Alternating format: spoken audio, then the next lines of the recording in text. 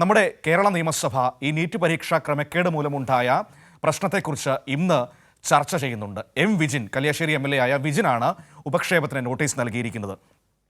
ഇവിടെ നമ്മൾ മനസ്സിലാക്കേണ്ട ഒരു കാര്യം, നമ്മുടെ നിയമസഭയ്ക്ക് നമ്മുടെ പൊതുസമൂഹത്തോട് എത്രമാത്രം ഉത്തരവാദിത്വമുണ്ട് എന്നുകൂടിയാണ് നമ്മൾ അതിൽ നിന്നും മനസ്സിലാക്കിയെടുക്കേണ്ടത്. പൊതുസമൂഹത്തെ ബാധിക്കുന്ന വിഷയത്തിൽ ഈ സഭ എത്രമാത്രം കാര്യക്ഷമമായി പ്രതികരിക്കുന്നു എന്നതുകൂടിയാണ് ഇന്നത്തെ ഈ നടപടിയിൽ നിന്ന് മനസ്സിലാക്കാൻ കഴിയുന്നത്. രാജ്യത്ത് ആദ്യമായിട്ടാണ് ഈ വിഷയത്തിൽ ഒരു നിയമസഭ ഇത്തരത്തിലൊരു നടപടി സ്വീകരിക്കുന്നത്. മറ്റൊരിടത്തും നമ്മൾ അങ്ങനെ കേട്ടിട്ടില്ല. വിജിൻ തിരുവനന്തപുരത്ത് നിന്ന് നമ്മളോടൊപ്പം ചേരുകയാണ് സമഗ്ര വിവരങ്ങളുമായി. നമുക്ക് വിജിനോട് ചോദിച്ചറിയാം, ഇന്ന് കേരള നിയമസഭയുടെ ഈ വിഷയത്തിലുള്ള നടപടിക്രമങ്ങൾ എങ്ങനെയാണെന്ന്. Vijin, good morning. Good morning Manu. Vijin, M വിജിനാണ് നിയമസഭയിൽ നോട്ടീസ് നൽകിയിരിക്കുന്നത്, കല്യാശ്ശേരിയിൽ നിന്നുള്ള MLA. അതിനെക്കുറിച്ച് എന്നോട് പറയാൻ തിരുവനന്തപുരത്ത് നിന്ന് വിജിനാണ് ചേരുന്നത്. അത് ഭയങ്കര രസമായിട്ടുണ്ട്.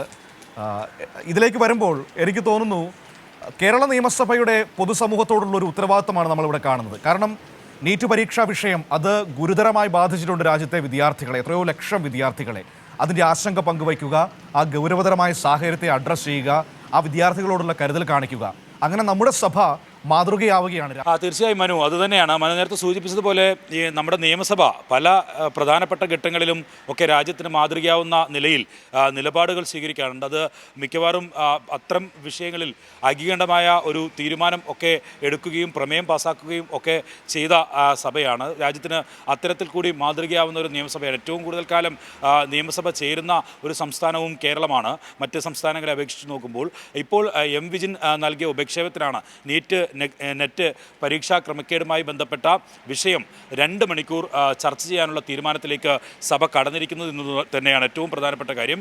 രാജ്യത്ത് ഏകദേശം 21 ലക്ഷത്തിന് മുകളിൽ വിദ്യാർത്ഥികളാണ് ഈ നെറ്റ് പരീക്ഷാ ക്രമക്കേടുമായി ബന്ധപ്പെട്ട് വലിയ ആശങ്കയിലുള്ളത്. വലിയ തരത്തിലുള്ള പ്രിപ്പറേഷൻസ് ഒക്കെ നടത്തി എക്സാം എഴുതുകയും അതിൽ ഇത്തരത്തിൽ ക്രമക്കേട് ഉണ്ടാകുന്ന സാഹചര്യം ഉണ്ടാവുകയും ചെയ്തു.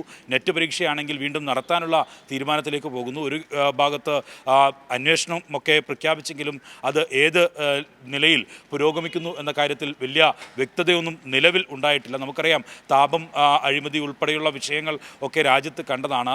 ഒരുപാട് ആളുകളുടെ ജീവൻ ഉൾപ്പെടെ ഇത്തരത്തിൽ ഒരു പരീക്ഷാ ക്രമക്കേടുമായി ബന്ധപ്പെട്ട് നടന്ന രാജ്യമാണ് ഇന്ത്യ. അതുകൊണ്ട് തന്നെ രാജ്യത്തിന് മാതൃകയാവുന്ന നിലയിൽ കേരളത്തിൽ ഏറ്റവും കൂടുതൽ വിദ്യാർത്ഥികൾ പരീക്ഷ എഴുതുന്ന നെറ്റ് എക്സാമുമായി ബന്ധപ്പെട്ട പരീക്ഷയുമായി ബന്ധപ്പെട്ട ഈ ഒരു ക്രമക്കേടിൽ ഒരു ഉപക്ഷേപം കല്യാശ്ശേരി MLA എം വിജിൻ ആണ് നൽകിയത്. അതുമായി ബന്ധപ്പെട്ട് ഒരു 2 മണിക്കൂർ നീളുന്ന ചർച്ചയിലേക്ക് കടക്കാൻ തന്നെയാണ് ഇപ്പോൾ നിയമസഭ തീരുമാനിച്ചിരിക്കുന്നത്. സ്പീക്കർ അതിനുള്ള അനുമതി നൽകുകയും ചെയ്തു.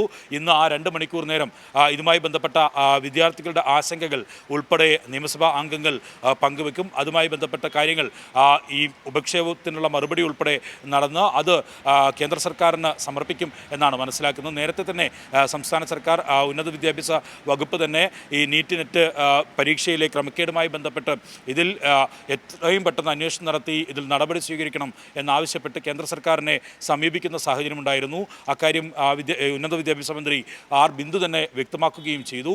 ഇപ്പോൾ അതുമായി ബന്ധപ്പെട്ടാണ് ഈ നിയമസഭയിൽ ഇത്തരത്തിൽ ഒരു ഉപക്ഷേപത്തിന് ചർച്ചയിലേക്ക് കടക്കാൻ പോകുന്നത് എന്നുള്ളതാണ് പ്രധാനപ്പെട്ട കാര്യം. ഒപ്പം തന്നെ നിയമസഭയിൽ ഉപധനാഭ്യന്തര ചർച്ചയുമായി ബന്ധപ്പെട്ട ചർച്ചകളും നടക്കും. അതിൽ ഏറ്റവും പ്രധാനപ്പെട്ടത് വിദ്യാഭ്യാസം, തൊഴിൽ വകുപ്പുകളുമായി ബന്ധപ്പെട്ട ചർച്ചകളായിരിക്കും നടക്കുക. ഇങ്ങനെ ഇന്നലെയൊക്കെ നിയമസഭ അടിയന്തര പ്രമേയമായി ബന്ധപ്പെട്ട വിഷയങ്ങളിൽ പ്രതിപക്ഷം ബഹളമുണ്ടാക്കുകയും സ്പീക്കറുടെ ഡയസിന് മുന്നിൽ പ്രതിഷേധിക്കുകയും ഒക്കെ ചെയ്ത സാഹചര്യത്തിൽ പെട്ടെന്ന് തന്നെ നടപടിക്രമങ്ങൾ പൂർത്തിയാക്കി പിരിയുന്ന സാഹചര്യമുണ്ടായിരുന്നു. ഇന്ന് പക്ഷേ ഈ നെറ്റ് പരീക്ഷയുമായി ബന്ധപ്പെട്ട ആ ക്രമക്കേടുമായി ബന്ധപ്പെട്ട വിഷയങ്ങൾ കൂടുതൽ ചർച്ച ചെയ്യും.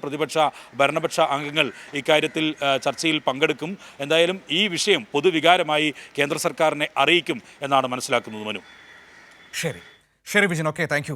വിജിനാണ് വിവരങ്ങൾ തിരുവനന്തപുരത്ത് നിന്ന് നമുക്ക് നൽകിയത്. ഏതായാലും നീറ്റ് പരീക്ഷാ വിഷയത്തിലെ ക്രമക്കേടിലുള്ള വലിയ ആശങ്കയുണ്ട്. അത് കേരളത്തിൻ്റെ നിയമസഭ പങ്കുവയ്ക്കുകയാണ്. ഇന്ന് അത് സഭയിൽ ചർച്ച ചെയ്തുകൊണ്ടാണ് 2 മണിക്കൂർ ചർച്ചയുണ്ടാകും. ഉപക്ഷേപത്തിന് എം വിജിൻ, കല്യാശ്ശേരി MLA ആണ് നോട്ടീസ് നൽകിയിരിക്കുന്നത്. അതിന് സമഗ്രമായ വിവരങ്ങളാണ് തിരുവനന്തപുരത്ത് നിന്ന് വിജിൻ നൽകിയത്.